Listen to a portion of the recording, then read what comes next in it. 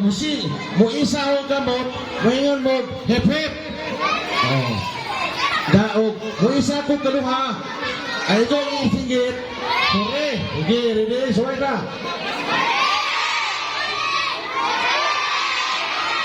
Hore, soma, mo isa ko, mo ingon mo, hep hep, hore.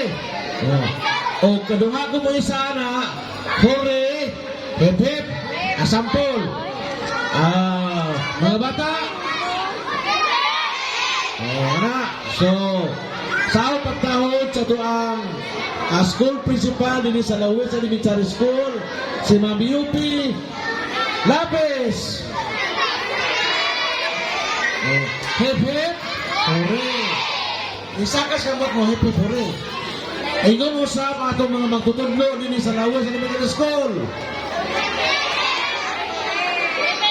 Hip hip, hooray. May naman itong wa mo, hindi mo rin gawa magpanayo. Isakas kamat na may mo, hip hip hooray. Malapit na. Ako sa pagtahod sa itong Petit President, nga wak amot na rin kaya ito'y importante. Ato, kwato, retired sa Gunyang Bayan, sa Daguhoy, si Mr. Felix o si Kagawan Jacinto Lapuente. Jacinto Lapuente. Oh, hip hip. So, sa atong mga gilikanan, wala na maminaw ng bata. Peligro niyo, bumisa si pagdiyan niya sa mga bata. Huwag mga maestra mugiya, may ito nga. Ayaw na pila na. Itaw. So, sa tanda niya din, mga gilikanan, mga kabataan, mga gudlo, mga barangay officials, Mazo Palis. So today, we are having our culmination of the month-long celebration sa Nutrition Month. Nutrition Month is not about balanced meals and diet. Nutrition is all about our unity, responsibility, and shared purpose. Any little acts na atong ibuhaton sa mga adlaw makahatag ng mayong panglawas na to. Diba? Pag ko mamubawon kay mga dato may maglikana ng lawis, purot permito kante na to. So, ang atong naninda nito, pwede malipay kay di mauli ng tinda. Kaya ilang ibaligyan dito sa kantin kay puro man nutritious foods. Mga saging, kabkab, kanang kabkab, bilang huway mo na.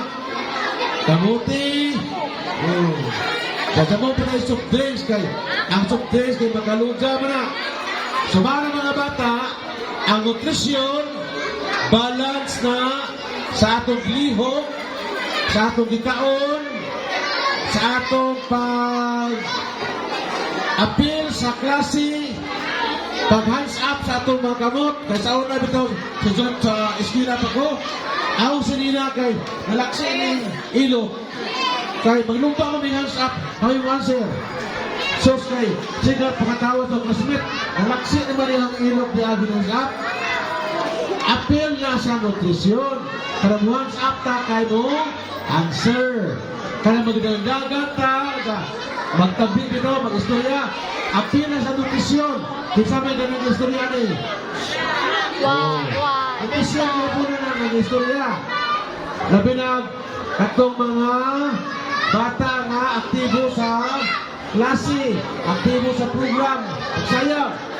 And the other hand, we congratulate also to our parents, most especially to our newly elected PTA officers, because your position is a symbol of your willingness to take the responsibility in leading among our parents and to coordinate, 5 minutes na. to assist our parents.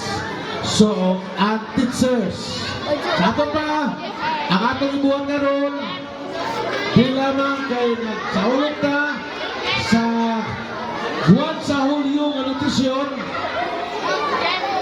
apil usab ang responsibilidad sa ato mga ginikanan diha sa pagkaon sa ato mga bata. Di lamang kay sige punto sa Rome, nagbasa, kundi apil ang ato mga ubang mga extracurricular.